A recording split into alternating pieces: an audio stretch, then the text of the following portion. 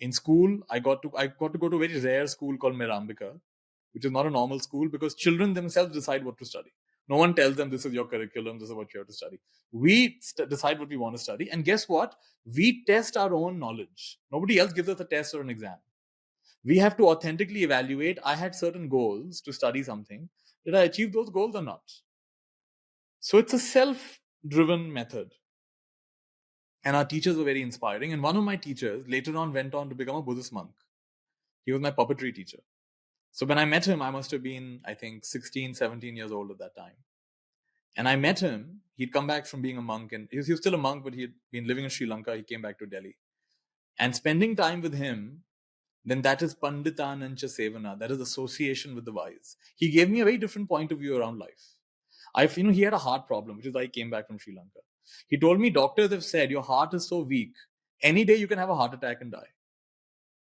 Normal people, if you have a sword hanging on your head, any day you can have a heart attack and die. They'll be nervous wrecks. They'll not be able to enjoy. But this man was very calm. This man would meditate. He would take long walks with me.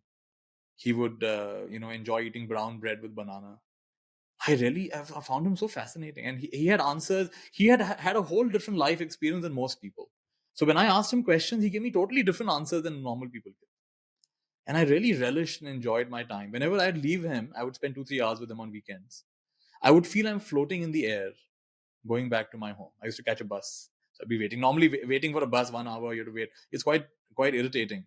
But having been with him, I would think, no, it's time to meditate. So I'd sit on the bus stop and I'm watching my breath, or I'm noticing what's happening around me. And I'm very calm. I'm being in the present moment.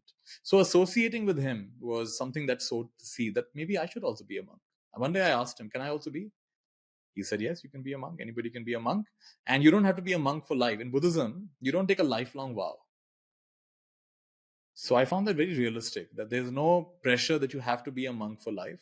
Just try. In fact, it's very common in places like Thailand and Burma to become a monk for 3 months, 6 months, 1 year.